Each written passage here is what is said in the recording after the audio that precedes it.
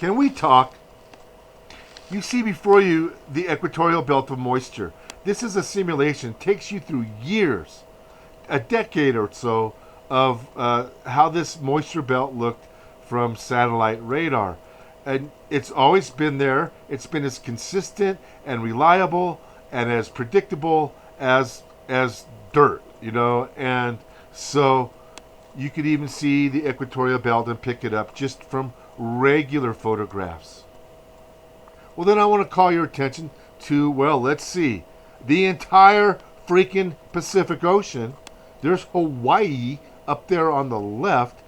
For once, we have something that looks like a jet stream instead of back-to-back-to-back tornadoes and hurricanes. But what do you see? You don't see an equatorial belt of water. I dare you to find an equatorial belt of water. So it's gone. That should freak you out. And here, you got to listen to this telecast, and then we'll come back. Yes, not like it never happens, but it's very, very rare. And this is all courtesy of Winter Storm Uri, which has been affecting a lot of people in a lot of different ways, a lot of different precip types coming from this storm. But overall, this is just a really, really nasty winter storm. And some of the worst impacts will be felt kind of around the Texarkana region, the lower Mississippi River. Yes, not like it never happens, but it's very, very rare. So several things that guy says. He says, of course, snow in Galveston is very rare. But he attributed it to this, a winter storm. A winter storm that's parked where? In the Gulf of Mexico, which is actually hasn't had a cloud over it for 2 months. But we have a winter storm in the Gulf of Mexico. All right? Now, if you don't think something's wrong, you need to just flick off the video and not watch anymore, because I just showed you that there's no equatorial belt of water. You can't find it, and you don't see it. And the storms that the guy talks about, we've been showing you, have been traveling back to back to back to back. When you get one that's on its own, they kind of neutralize each other. When the backside cold air, dry of one storm butts into the front warm air, moist air of the storm behind it, it kind of gets rid of some of the water. It makes the water disappear. It alters the course of the second storm. But this looks like a question mark, this storm here. This is one that's leaving Greenland and headed over towards where? Europe, Spain, Portugal, France, Great Britain. That whole area is affected because the arm of these systems are reaching down to the northern equatorial belt of water and sucking the water up. That's why you don't see an equatorial belt of water in the Pacific. These low pressure systems, they're back to back. The center of this one is hard to see because it's butted up against another one that's in front. And because it started out very low pressure and very dry, it's not very well defined by the moisture. You can go higher level and see it better, but at cloud top, there's not much moisture in these storms. And you can see the direction of flow across Mexico and southern Texas. Well, that storm's reaching all the way up into Canada. It's pulling air down from Canada and pulling air up. I mean, this is a giant whirlpool. It's like a tornado. It's sucking from low pressure. And so what we have is air being sucked into the system, some of it warm, moist, and some of it cooler, dry. But off to the right was the second system. It was exiting the United States. And when we get a closer look at the North Pacific, Hawaii is now off to the lower left.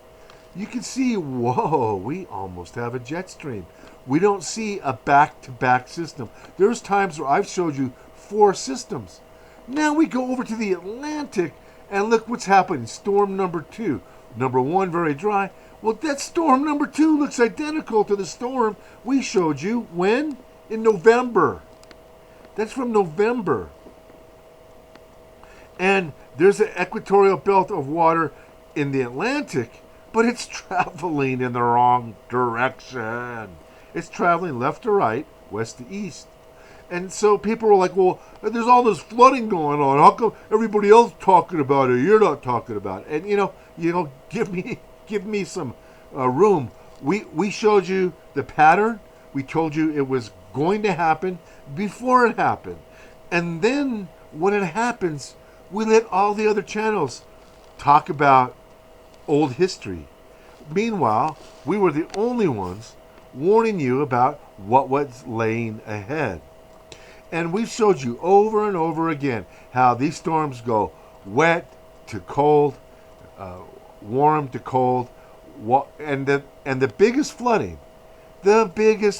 on planet Earth.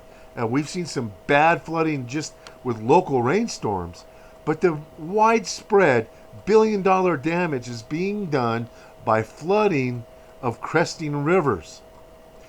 And when the rivers crest, then your home is in the river.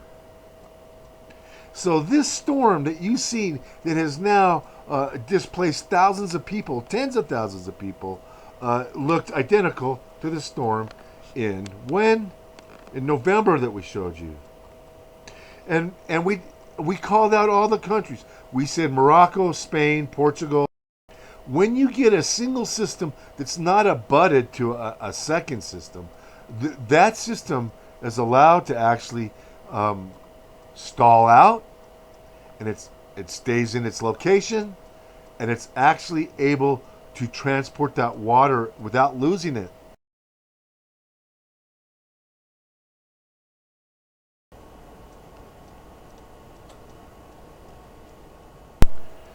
You're looking at a list of headlines about flooding in Portugal since October, November. Portugal doesn't get a whole lot of ink, a whole lot of press, but some of the flooding has been heartbreaking. You're talking of thousands of people losing lives. You're talking this year. You're talking tens of thousands of homes being destroyed. Stuff never seen before.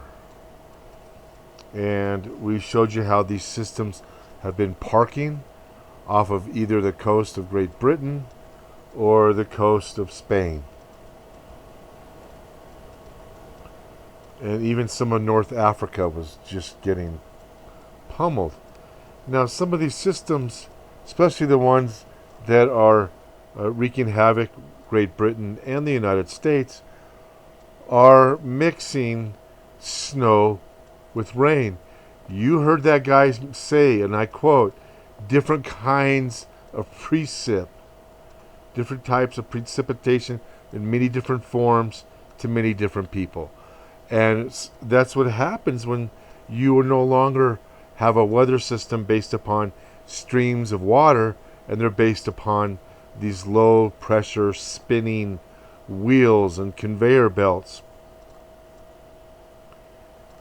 And you get the front side of these storms that are pulling water from the equator, but you get the back sides are pulling water down from the North Pole. So you got really warm water on the front end and cold water on the back end of these storms. And the bulk, like we say, of billion-dollar flooding is cresting rivers where warm rain falls on warm snow.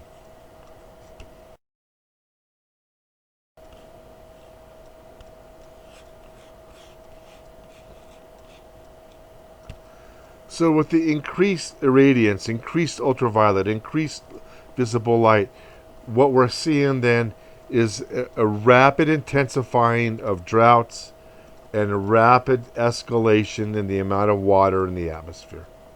So then that would pretty much lead to what we're saying today. The only unanswered question is how much of this is weather manipulation? How much of it is a natural response to a heating climate and heating ground temperatures and heating and melting of ice and record warm oceans. Record warm oceans. Some people fail to understand the incredible implications of record warm ocean. So intensified drought, intensified storms, that's the model of heating. So we're going to have to figure out how to survive all this.